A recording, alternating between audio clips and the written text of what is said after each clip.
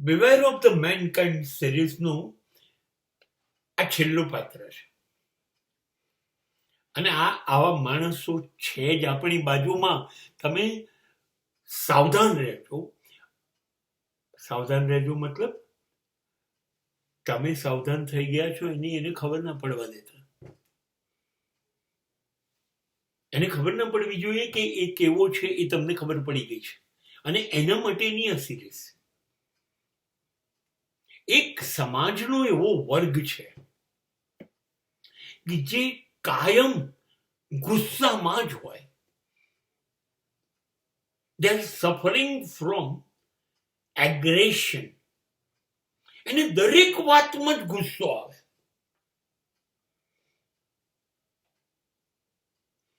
તમે પૂછો કેમ છો તો કે હું મજામાં ના હોય તો તું શું કરી લઈશ. અરે તમે પૂછ્યું નહીં, એ દરેક મિનિટ એ પોતાની જાતને સાબિત કરવા સામેવાળા ઉપર પુષ્કળ ગુસ્સો જ બતાવશે.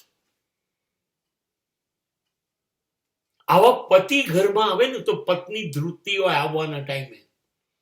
આવા પતિ ઘરમાં આવે ને તો બાળકો ધ્રુજતા હોય. એની જિંદગી નહીં, એના શ્વાસોશ્વાસ, એની ક્રિયાઓ બિચારા બદલાઈ જાય. દરેક મિનિટે ગુસ્સો.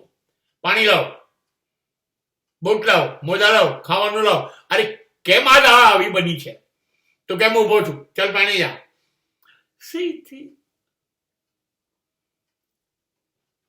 કોઈ માણસ ફૂટપાથ ઉભો રહીને જો આકાશમાં જોતો હોય તો મારા ઘરની સામે કેમ જુએ. આ લોકોને દરેક વાતમાં કોઈની ઉપર પણ ગુસ્સે થઈ જવાની ટેવ હોય. કેમ કે ગુસ્સે થઈ ગયો એટલે સામેવાળો ડરી જશે, બી જશે. એટલે એ બિચારો એને જે કરવો છે નહીં કરે એટલે આ પોતાનું ધાર્યું કરશે. They are showing their aggression with no reason. આ લોકો ગુસ્સો કરે ત્યારે સમજી લેવાનું કોઈ કારણ હોતું જ નથી ને કારણ વગરનો ગુસ્સો કરે એટલા માટે કે કોઈ એની પર ગુસ્સો ના કરી જાય અને બધા એનાથી ડરતા રહે, ફફડતા રહે અને બીતા રહે. આ એક પ્રકારની વસ્તી આપણી આજુબાજુ રહેતી હોય. ખાલી આપણી એક નજર ફરશે ને આપણને મળી જ જશે. યસ,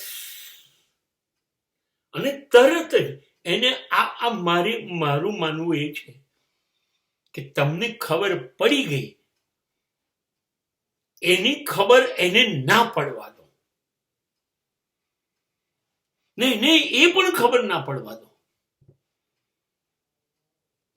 કે તમે એની સાથે સંબંધ રાખવા માંગતા નથી.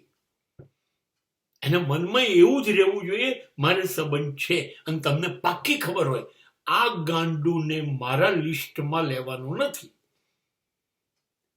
બસ આ છે આજુબાજુના માણસોને ઓળખવાની બાબત.